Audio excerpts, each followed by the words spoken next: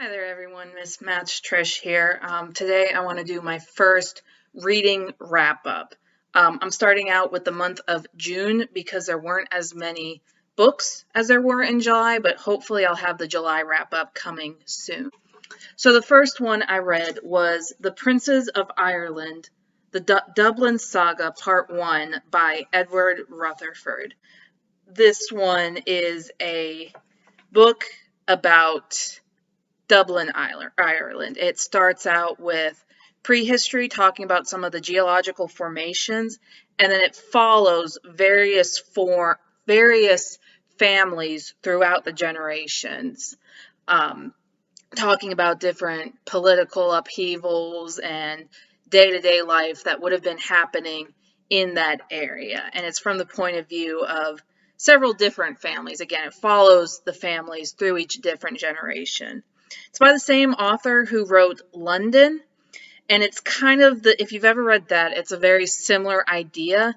However, I didn't find the characters as engaging in this one as I did in London, and it was also much harder to follow the families. The next book I read was Dangerous Inheritance by Alison Weir. This is another historical fiction. This one was it had a dual timeline. You follow two different characters who are both named Catherine. So both these characters are they're not really well heard of. Like I know a decent amount of history, but I had never heard these characters. You don't see very much work done about them. And the other thing that sort of draws the two timelines together is that they're both trying to figure out what happened to the princes in the tower. Both girls in the story have a vested interest in trying to find out what happened to the two princes. The problem with this story was, first of all, both characters were incredibly annoying. I should also specify this was a book I listened to on Audible, and it actually took me, I think, almost 2 years to finish. Part of that was because of COVID, because I would listen to this when I was in the car making trips for work, and then when COVID happened, I wasn't doing that. The whole time, I was just like, again, I just had no desire to finish the story, and it wasn't until the last few chapters, when they started focusing more on the mystery, that I found myself intrigued by it and wanting to find out what happened. And then at the end of it, you don't really get much of a resolution either. So this was one I really didn't enjoy that much. It wasn't the fault of the narrator of the book. I thought that the narrator performed it very well. It really did come down to the characters themselves. They just both drove me crazy. So the next book I read was The Kiss Quotient by Helen Hoang. This one came out in 2018. I heard about it. One of the main characters was on the autism spectrum, and it's about her trying to become better at relationships. The downside, well, a big part of it was the male love interest. He was another character who got on my nerves. He's one of those who just has to feel sorry for himself. Throughout the story, you see all these examples of where he's saying things like, oh, everything's just going wrong for me, when in reality, he doesn't really take, like he's working hard, he's trying to help his family, and at the same time, there's a lot that's happening that he sees as bad that either aren't that bad or he could have fixed easily. Like, even at the end of the book, one of his friends says to him, we would have been there for you if you'd asked for help. The other thing that I sort of saw as a little bit of a negative came from the representation.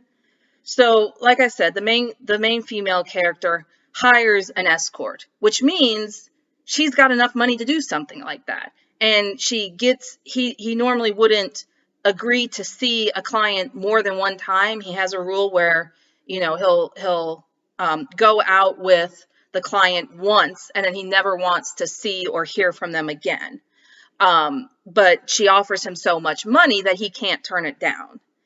And which means that, well, one, she comes from a very rich family. Her parents are sort of like modern day high society. They go to all these fundraisers. They're very successful, and she herself is very successful in her own right. She's fascinated by math. She's very good at math and analyzing data, and she has a job that pays her very well to do this.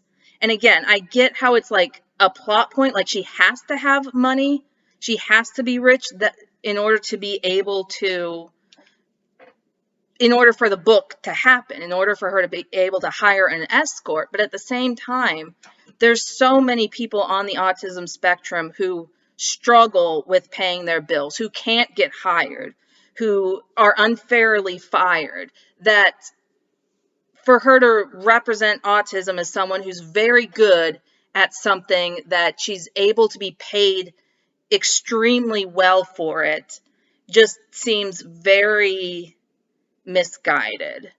It's not an accurate representation of a person who would be struggling with this. I mean, again, I know that wouldn't really work for the premise of the novel for her to be struggling with money, but then again, it just seemed kind of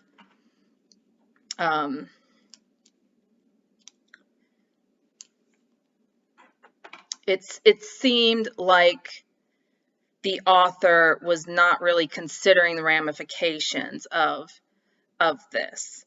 I understand that there are people who are on the autism spectrum who do very well for themselves, who are very successful, but there's also a whole lot more people who struggle with getting hired, who struggle with keeping a job, who don't fit the characterization of this novel.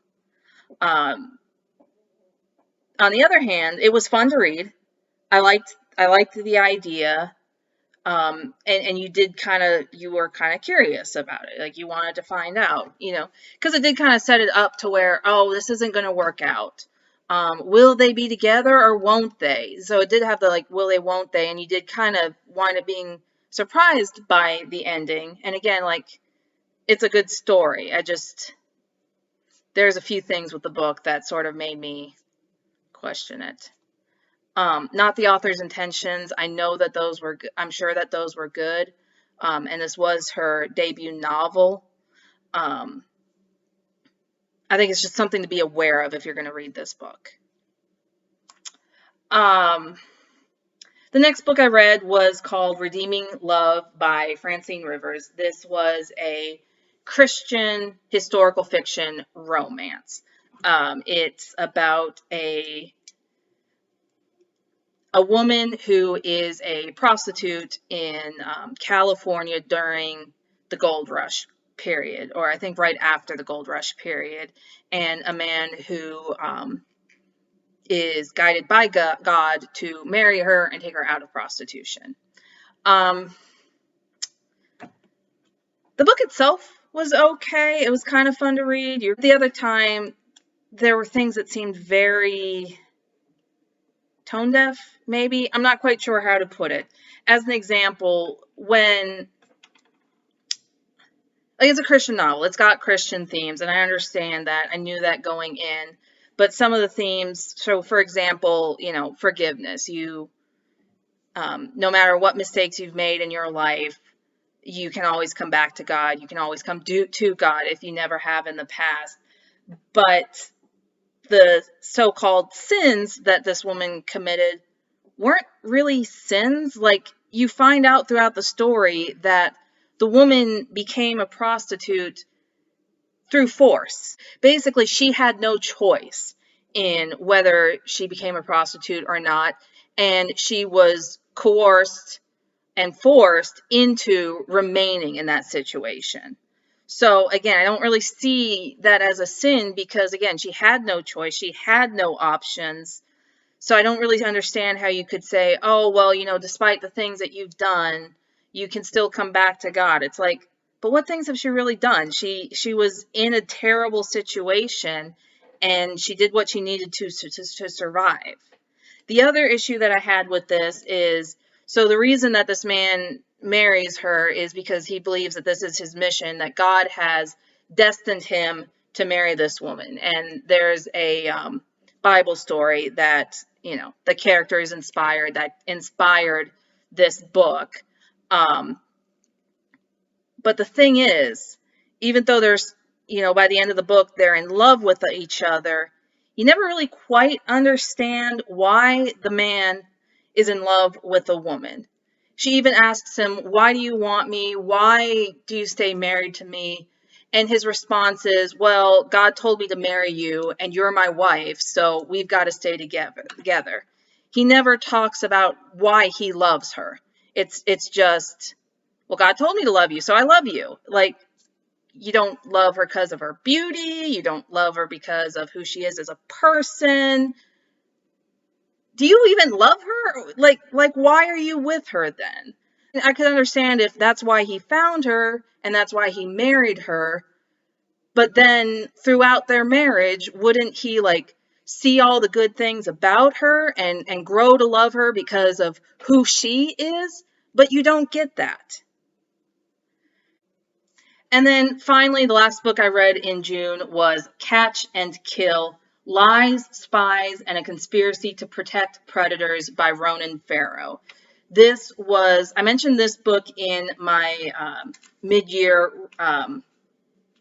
freak out video. This was it's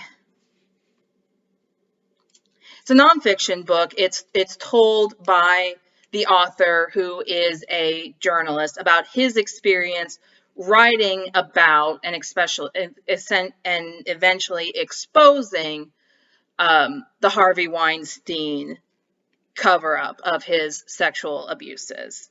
It's a very good book. I highly recommend it for anyone who's interested in um, current events. Even though, it happened several years ago, this is still very important. And it also kind of reveals why it took so long for this to come out. And it even touched not as much as I would like to see, but it also touches on kind of what have been the ramifications of this. So again, it's an excellent book. I really appreciated the information that was in it, and I recommend it to anyone who's interested in books such as nonfiction, current events, or memoirs. Those are the books I read in June.